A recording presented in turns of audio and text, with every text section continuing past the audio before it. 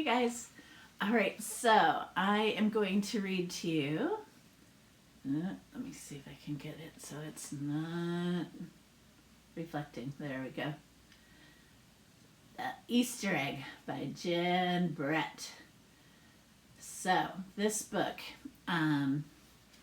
is pretty cool, you guys, because you will see there are so many cool ways to do Easter eggs. But as many different eggs as you see in there, there's also that many different kind of bunnies. So if you're interested in that, you could look up all the different breeds of rabbits, which there's a lot represented in here. So this is an action-packed book. The other thing is it makes me have a connection to our chicks, whom I really miss, and you will see why as you read the story. But it's a great book. Happy Easter to everyone, and I hope you enjoy it. The Easter Egg by Jan Brett.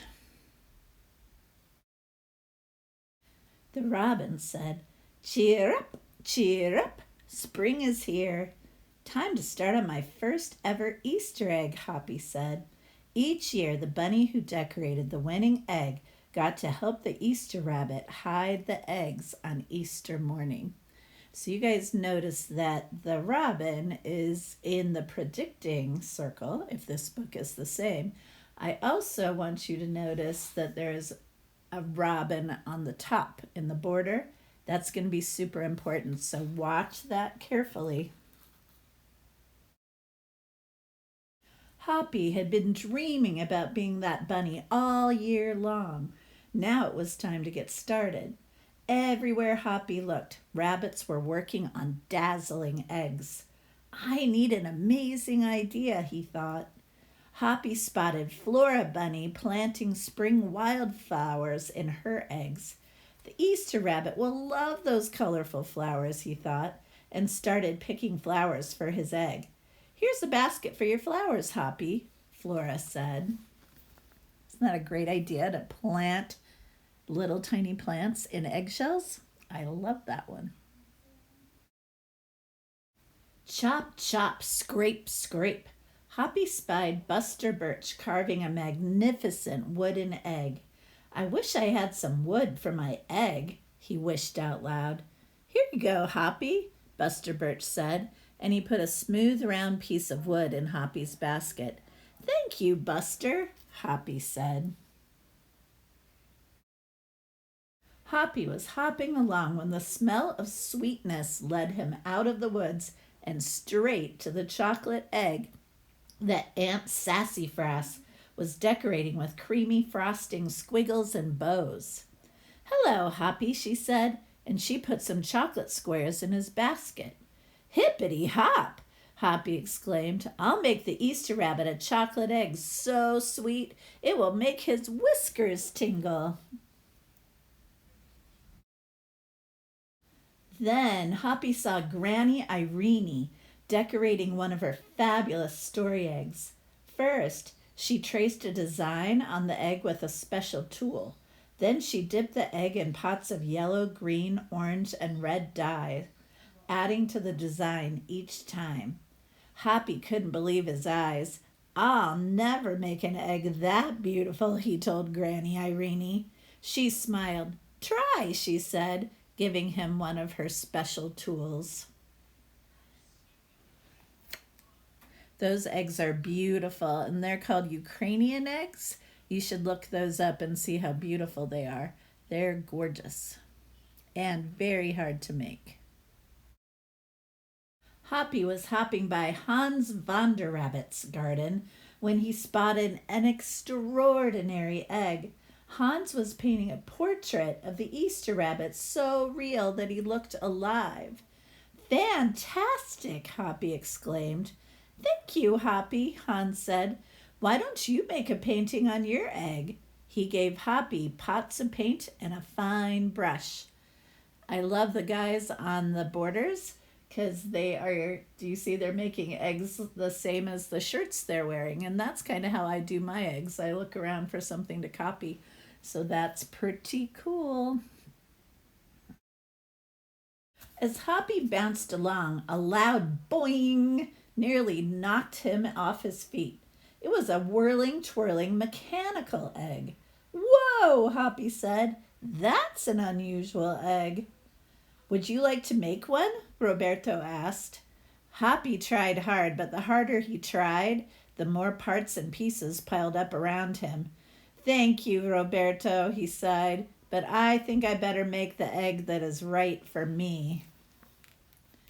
I see a hedgehog. Do you guys see one?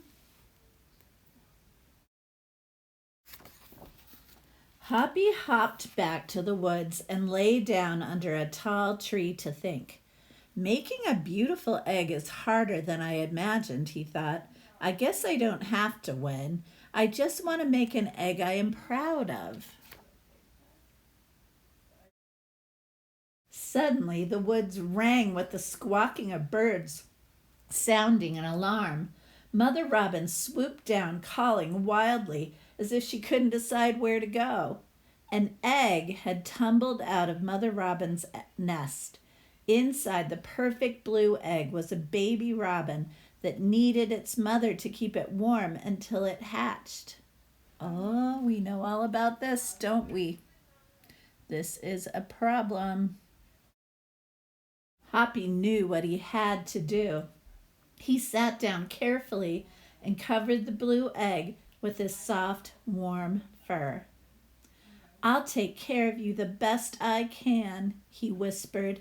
Relieved, Mother Robin chirped and settled down on her other 2 eggs. Isn't Hoppy smart? I'm so glad he figured that out. Hoppy never left the robin's egg. If it was sunny and warm, he carefully turned the egg in its nest of moss. If it was rainy and cold, he kept the egg covered and dry. At night, wild animals passed by. Hoppy crouched down and stayed hidden in the ferns. Often he heard strange noises coming from above, but Hoppy didn't run away.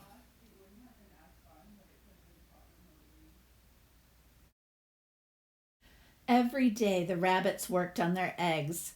Tadpoles turned into frogs, buds swelled into leaves, and Easter came closer and closer. Finally, it was time for the rabbits to take their eggs to the glen.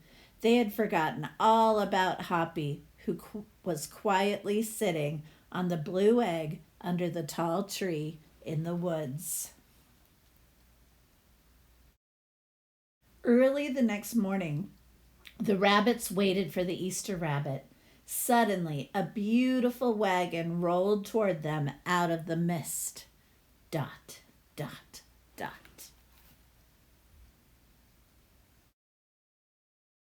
I wanted to show you because this is a special page in the book, so it opens up into this huge illustration. So just look at that and then I'll show you the details on the next page. And stopped. The Easter bunny stepped down from the wagon and admired the decorated eggs one by one. You have brought me the most beautiful eggs in the world, but a very special one is not here, he told them. The rabbits were puzzled. Whose egg could it be? Do you guys know? I bet you do. Fill my wagon with your wonderful eggs, he said. When I return, I will show it to you. And he disappeared into the woods. He came back with Hoppy, looking scruffy and bedraggled. Hoppy has an amazing egg to be proud of, the Easter rabbit told them. He has kept Mother Robin's egg warm and safe until her baby bird hatched and she could take care of it. The Easter rabbit placed the empty blue shell in the place of honor atop the wagon. Now they were ready to go. Aww.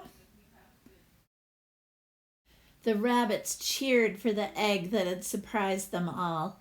It's our best Easter ever, Hoppy, they shouted.